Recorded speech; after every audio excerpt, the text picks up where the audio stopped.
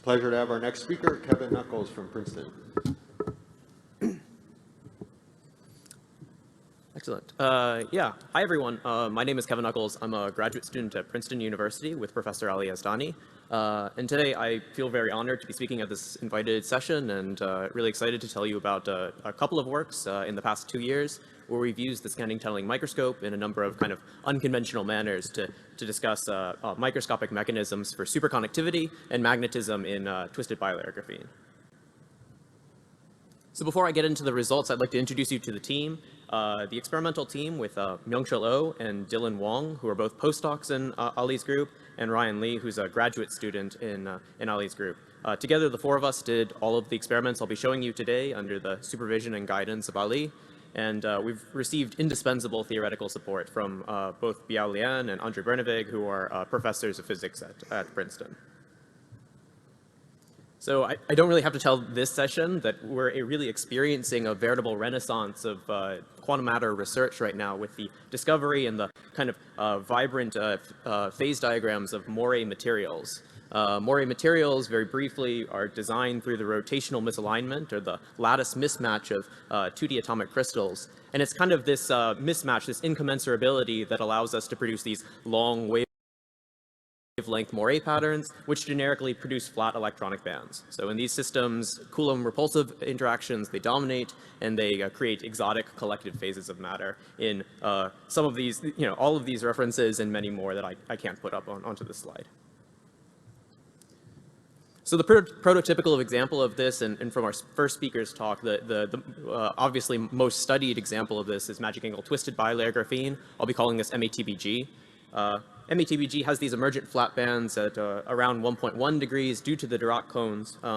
And in addition to this, it derives some topological character to the flat bands. This topological character comes from the individual graphene layers, where the low energy dispersion of graphene is dictated by these Dirac cones, which carry this singularity of Berry curvature, this pi-Berry phase. So essentially, in most experiments prior to 2018, this Berry curvature is largely inaccessible, but correlation effects or substrate engineering has been able to give us unprecedented access to this Berry curvature to create novel correlated topological phases of matter. So when we talk about quantum phases in MATBG, we're really excited about two particular branches of phases.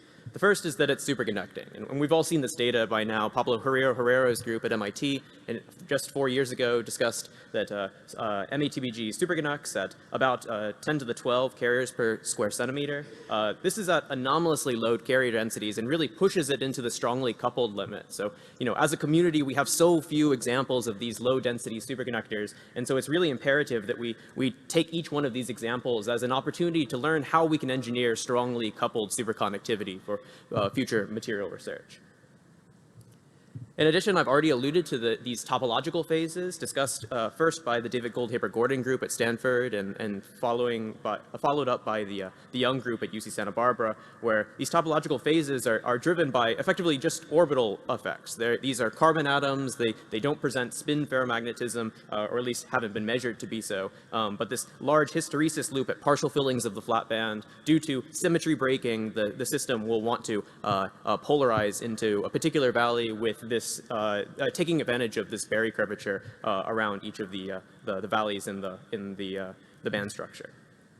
So with all this in mind, we set out to do experiments following up on landmark transport experiments using local probes. And I'd like to give a little credence to the versatility of local probe techniques in this field. So here I'm showing a number of techniques that have been used on moire materials. Many of these materials present interesting responses in these particular variables that I've listed. So in this case, I do scanning tunneling microscopy, and there's some other spectroscopic work looking at the flat bands of these systems. Thermodynamic work, as presented by our first speaker, gives us access to the compressibility or entropy of the system, and then a number of electromagnetic probes that give us access to the magnetism of a valley polarized state or the ferroelectricity of a twisted hexagonal boron nitride. So with all this in mind, local probes give us access to the relevant variables that we want to be looking at when we discuss correlated phases of matter. They give us an understanding of this microscopic mechanism for different phases with a micrometer or sometimes even nanometer scale resolution. In addition, these local probes are intrinsically robust against this disorder that many people see in these materials. When we have things like strain, twist disorder, and twist angle inhomogeneity, these can muddle the ability to see sample-to-sample variations and to correlate them to different effects. And so in local probe techniques, oftentimes you can quantify this strain, quantify this twist angle, and correlate it back to the phenomenology that is seen via that local probe. And then finally, these probes are informative in the presence of intrinsic inhomogeneity. When we discuss things like Wigner crystals, charge density waves, stripe phases, these are all insulating phases of matter, but a local probe might tell you something very different about each one of these. And so they're able to distinguish amongst a number of microscopic mechanisms when global transport measurements may just tell you that it's insulating. So with that in mind, as in the Azdani group, we do scanning tunneling microscopy, and we want to discuss some of the microscopic mechanisms for these two branches of phases. And so I'll tell you about some work that was published in Nature just a couple months ago, where we used millikelvin STM to uncover the unconventional nature of superconductivity in twisted bilayer graphene. This will include spectroscopic evidence for a nodal superconducting gap, and the presence of a high temperature and extremely high magnetic field pseudogap regime, which is really pervasive in the phase diagram of magic angle graphene. Before that, though, I'll focus on a work that we published just 1 year prior, where we discuss many-body topology in twisted bilayer graphene. With just a little bit of field, you can stabilize these correlation-driven Chern insulators that emanate from every integer filling. And we came to this conclusion not only comparing using a local probe technique to identify the global topological invariant, but also being able to compare single particle gaps in the system versus many body gaps in the system. So I'll focus on this part of the talk this part of our work in the first part of our talk. So because I'm the first STM person, I should introduce a little bit about the technique. Here I show an STM topograph of magic angle graphene. In this case, you can see different brightnesses in the topograph depending on exactly their height or electronic structure. And most of our data will be coming from this thing that we call an AA site, where the graphene is commensurately aligned. And so generically, we'll be measuring the current between the tip and the sample. So this is the tunneling current as a function of sample voltage Vs, which gives me energy resolution, and the gate voltage Vg, which gives me density resolution. So by modulating these two parameters, we'll be measuring, in fact, the differential conductance as a function of density, which runs along the y-axis, energy, which runs along the x-axis, and this center line here is the Fermi level, where essentially all the action is going to happen. So when I talk about insulating phases, superconducting phases, pseudogap phases, these are all gap phases or depleted phases at the Fermi level, and so they should appear all as zero conductance blue features. So we're really looking at blue features along this Fermi level. Just to get you oriented in many of these color plots that I'll show, if you fully fill or fully empty the flat bands of METBG, you see these two sharp peaks in local density of states. So these are just the Van Hoff singularities of the flat bands of the system. But as you gate to the system, you can see these flat bands, they disperse to the Fermi level, and then they kind of broaden and split into this so-called cascade of phase transitions. These are isospin broken metals, effectively, that set the parent phase. They set the groundwork for more fragile phases that will appear at a low temperature. So cooling down the system, I'm working with a dilution refrigerator STM, and we're measuring at an electron temperature a little below 200 millikelvin. And we see, as you cool the system down, you see a number of gap phases, again, blue phases that appear in the upper flat band and appear in the lower flat band. Some of these are related to superconductivity, and so I'll talk about them in the second half of the talk. But I do really want to focus on these gaps that appear as a function of magnetic field. So in this case, we see some gaps that appear in the upper band, some gaps that appear in the lower band, and gaps that appear near the charge neutral point. Many transport studies have discussed these charge-neutral gap phases as the zeroth lambda level of METBG, and so these are largely expected. The other ones were unexpected at the time of publication. And so we'll gain a lot of intuition from this zeroth lambda level to understand the anomalous gap phases at higher fillings. So the key insight to this experiment was to realize that as you look at local density of states as a function of magnetic field, you see that the density of these insulating phases changes as we increase the magnetic field. So they're changing systematically, and they will do so according to the Strata formula, which is really famous in the transport community and was discussed extensively in our first talk from the scanning SET community, but is rarely implemented in the scanning tunneling spectroscopy community. So I think it's really informative to just look at this theorem, which is extremely powerful, and it really enables this experiment. So this is the Strata Theorem that says that the charge density of a topological insulating phase changes with magnetic field, and it'll do so at a rate that's equal to its quantized Hall conductance. Generically, if I have some 2D insulator, it has a quantized Hall response, which is quantized to units of E squared over H, where the C is just the Chern number. If I start changing the magnetic field through this insulator, Maxwell would tell me that I induce this solenoidal electric field. It points around the sample like this. Because we have this Hall conductivity, this will draw current into the bulk of this two-dimensional insulator, and that charge will accumulate in the center such that the density of that insulator will change with magnetic field at a rate that's equal to the Chern number divided by fundamental constants of the universe. So this is the celebrated Strata formula discussed in the 80s and in this landmark paper. And it really, in situations where you are doing global transport measurements, you can measure this directly through Hall conductivity measurements. But in a local probe technique, we'll analyze the density of an insulating phase as a function of magnetic field, and then just read off slopes of the Chern number, which discusses this global topological invariant. So with these rules at play, we'll use the Zeroth lambda level to really better understand how to put this into use in scanning tunneling spectroscopy data. And I zoom into the Zeroth lambda level at 6 Tesla, where you can see these sharp peaks in the density of states that as I pull electrons out of the sample, they gate to the Fermi level and undergo a number of splittings before exiting the Fermi level.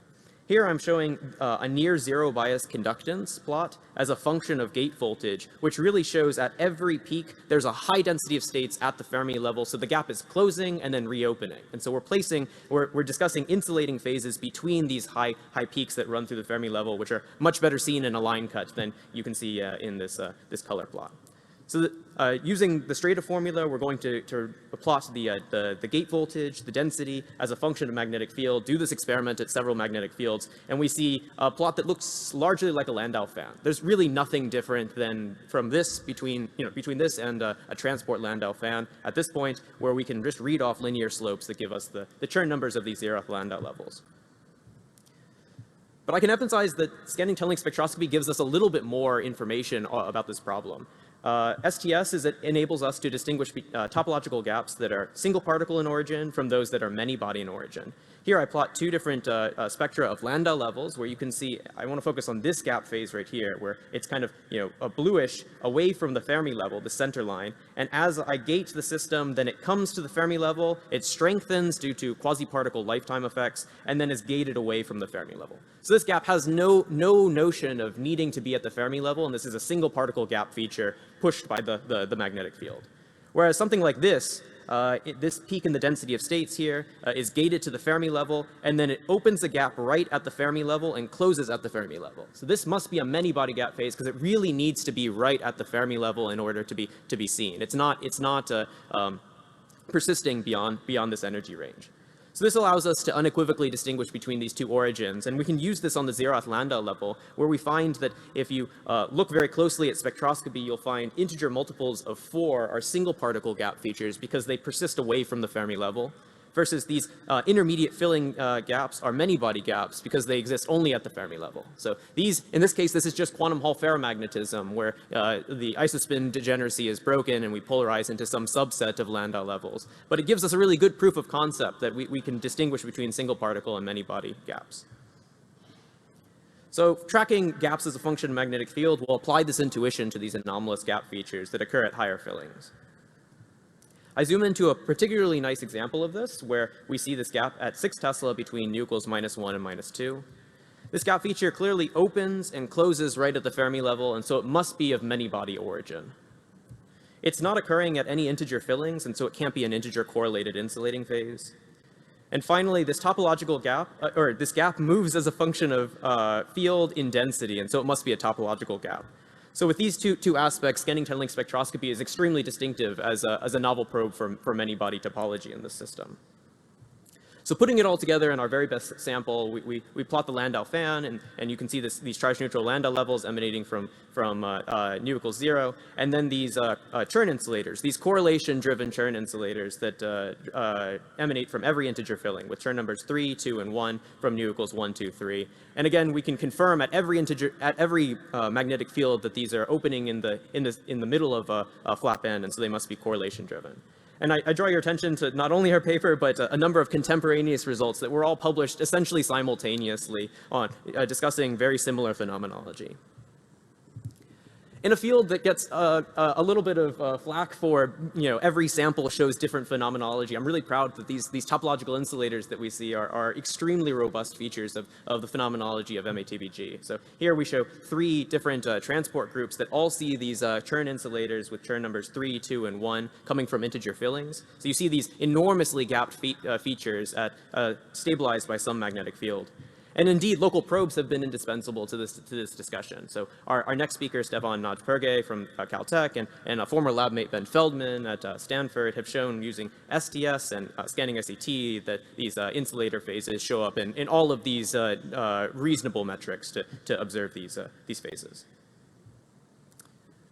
So there are a number of methods for trying to explain these things as a function of, we place a magnetic field, it breaks time reversal symmetry in the form of Hofstadter bands, but I think that it's difficult to reconcile this with the fact that the Hofstadter bands Hofstadter butterfly is very different as a function of twist angle. And so more strongly coupled mechanisms for these Chern insulators essentially take advantage of the Berry curvature in these Dirac cones and produce time reversal symmetry broken insulators with asymmetrically populating these Chern insulators, these Chern bands.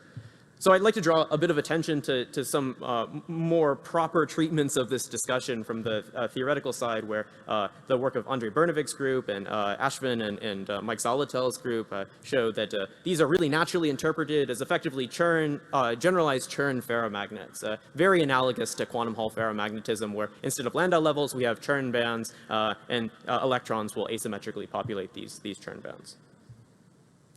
So with that in mind, I conclude this part of the talk by saying that correlation-driven Chern insulators are competitive low-energy states in MATBG, and they can be stabilized as the ground state with weak magnetic fields.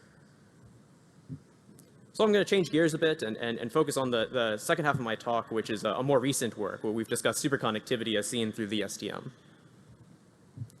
I invite you to look back at recordings or view slides from Tuesday's session where my colleagues and co-first authors have discussed this work in more detail. Myung-Chul Oh, who's the lead co-first author of this new study, discusses some of our STS measurements, providing evidence for nodal superconductivity at millikelvin temperatures. And then co-first author and postdoc Dylan Wong shows some of our point contact measurements of the phase diagram of MATBG, where he discusses being able to distinguish phase-coherent superconductivity from phase-incoherent pseudogap regime.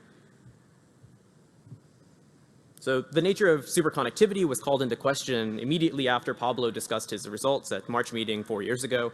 I already said that superconductivity occurs at anomalously low carrier densities, and this kind of is at odds with our understanding of BCS theory, that we, in situations where the Fermi temperature and the critical temperature are within an order of magnitude, it's very difficult to think of this in a weak coupling limit here. So although, low carrier density superconductivity is highly suggestive of an unconventional pairing mechanism, more recent studies through transport have pointed us or suggested more conventional mechanisms for superconductivity. Essentially, this is offered through proximity effects, that if you place it near a graphite gate, place MATBG very close to a graphite gate, or proximatize it with tungstenite selenide, or place it next to a bilayer graphene sheet, you'll see that superconductivity is different from the unproximatized version. So I draw attention to Leo Lee's group, where they do a particularly interesting experiment where they place magic angle graphene in a device structure where there's Bernal-stack bilayer graphene, and by tuning the chemical potential in bilayer graphene, you can change it from a narrow gap insulator to a metal. And so we're in situ tuning the correlations, long range interaction. So with the chemical potential in bilayer graphene in the gap, you can see this insulating phase that is unscreened, this superconducting phase that is unscreened. And when you move the chemical potential to the metallic band, you start screening out long-range interactions, and superconductivity is more robust. It's more robust by nearly every metric, that critical field, critical temperature, critical current, they all increase in this system. So a really natural interpretation, and the one discussed but not like promoted so heavily, is that phonon-mediated superconductivity in this system, it could be phonon-mediated, but it may be competing with other correlated phases. And if I kill those other correlated phases, superconductivity takes over more of the phase diagram. So this is one interpretation, but an alternate hypothesis may be that superconductivity is electron-electron mediated, and we know that exotic forms of superconductivity are extremely sensitive to defects. And so if this bilayer graphene is doing a better job of screening defects in, say, the boron nitride, then superconductivity would be more robust. So when I can argue kind of both ways given current literature, it means it's a really good problem to be working on. And I think seeing this data and working in such a vibrant phase diagram, we've discussed, we decided to explore superconductivity using the scanning tunneling microscope, because spectroscopic probes in general have been extremely fruitful in discussing unconventional superconductivity. Here, if you do ARPES on, say, a cuprate superconductor, you find that the superconducting gap does not open isotropically on the Fermi surface, that if you'll see a gap maximum and a gap minimum that are separated by about 45 degrees, indicative of a D-wave gap symmetry in this system. And indeed, scanning tunneling spectroscopy at low temperatures like 4 Kelvin, again on a cuprate superconductor, show this large U or V shape. This is a nodal gap. That as you warm up the system beyond the critical temperature of 83 Kelvin, you'll find that there's still a significant depletion of the density of states at the Fermi level, indicative of a high temperature pseudogap phase that exists in underdope regions of this compound. So these are really distinctive features of unconventional superconductivity, and we set out to do similar experiments, particularly on the superconductivity that's most robustly seen in transport. So this is the one in the lower band between filling factors -2 and -3. So in this study, we're trying to show the most robust features, given that we've seen 5 devices that have very similar phenomenology, where this zero conductance gapped phase opens and closes at the Fermi level around nu equals -2, and then reopens into a gap phase that persists to nu equals -3. So in this feature, you can actually really see, in this data, you can really see that the gap phase opens and closes for just an instant, and then reopens into this new gap phase that persists down to beyond nu equals -3.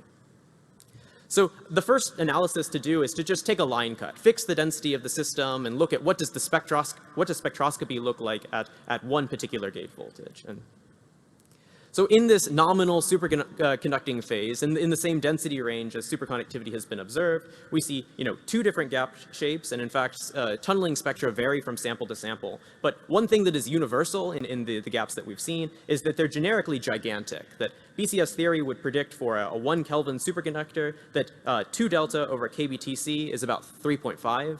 This admits a gap of about 200 microvolts, and yet we're seeing things like 900 or even 1400 microvolts, really many factors higher than the BCS prediction.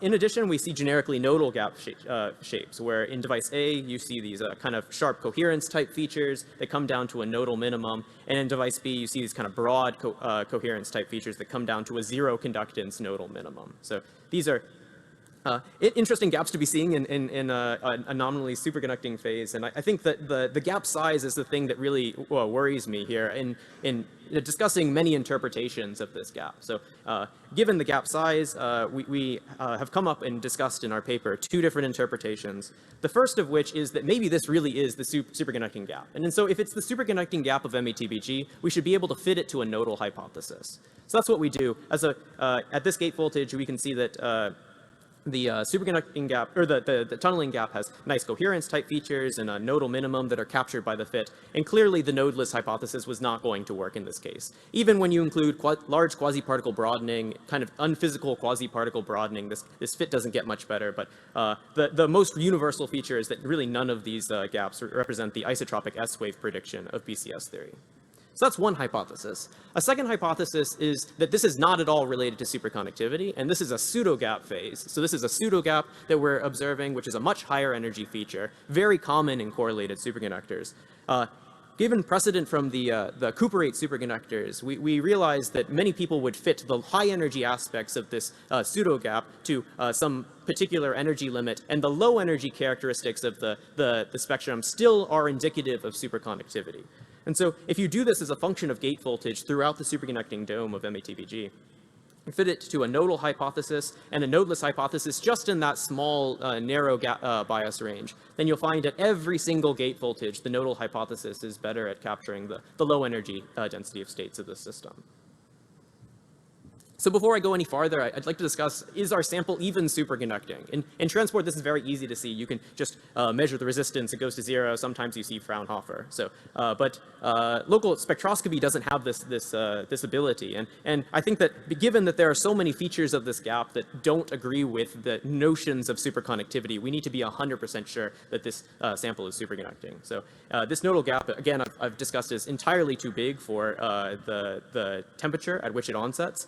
At which it superconducts, and then we'll see that in later slides that it persists to much higher temperatures and extremely high magnetic fields. So this is all disfavorable to the hypothesis that this is superconducting, and we need particularly a nice way to distinguish gapped insulating phases, which we argue occur here near nu equals -2, and gapped superconducting phases, which we argue here are occurring between nu equals -2 and -3.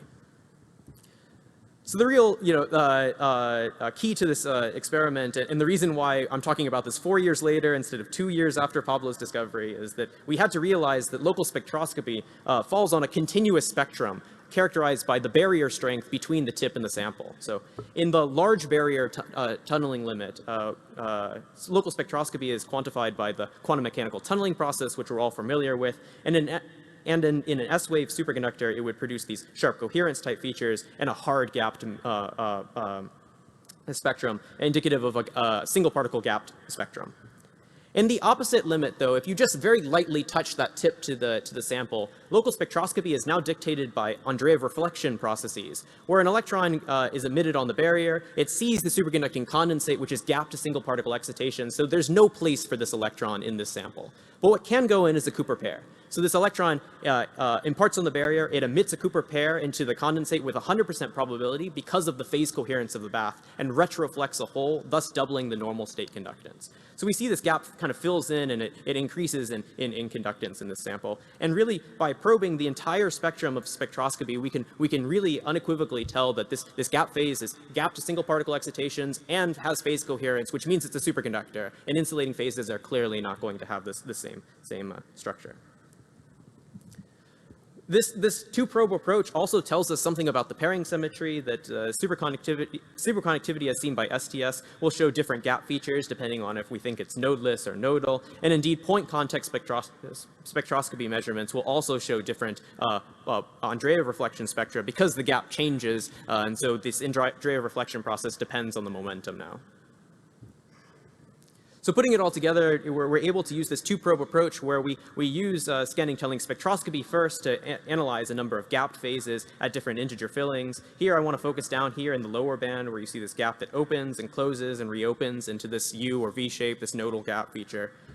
If you just touch the STM tip right to that same AA site and measure the two-terminal conductance, you'll find insulating phases, 0 conductance, purple phases at nu equals +3, +2, and -2. But you'll see this peaked value spectrum, an Andreev spectrum between nu equals -2 and -3, confirming that we were in the superconducting phase when we took the spectroscopy.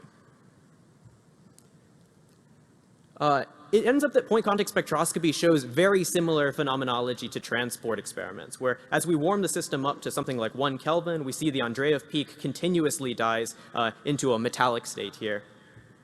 But local spectroscopy using scanning tunneling spectroscopy shows a very different picture, where this gap persists to as high as 4 or 5 Kelvin, showing a depletion, partial depletion of the density of states at the Fermi level, indicating that there's a high temperature pseudogap phase, which lacks phase coherence because there's no Andreev spectrum at this temperature.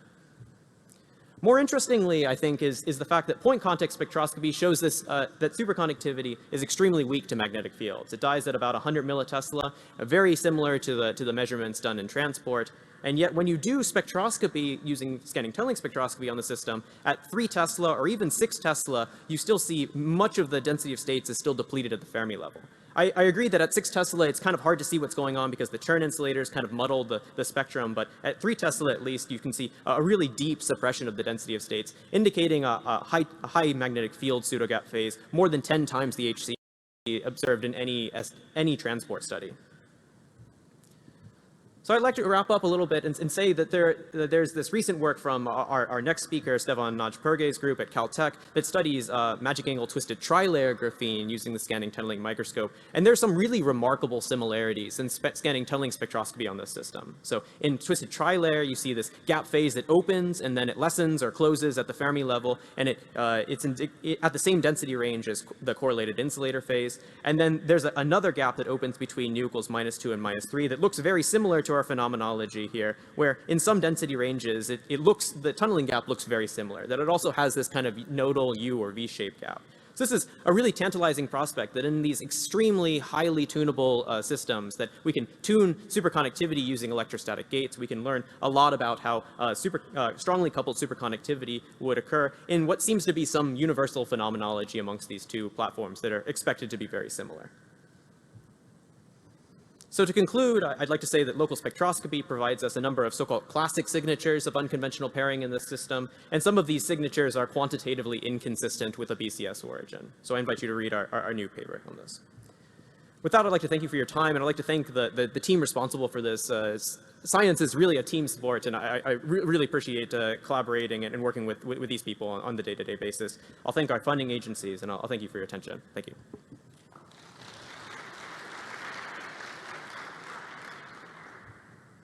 Okay, thanks, Kevin, for the nice talk. We have about 3 minutes for questions.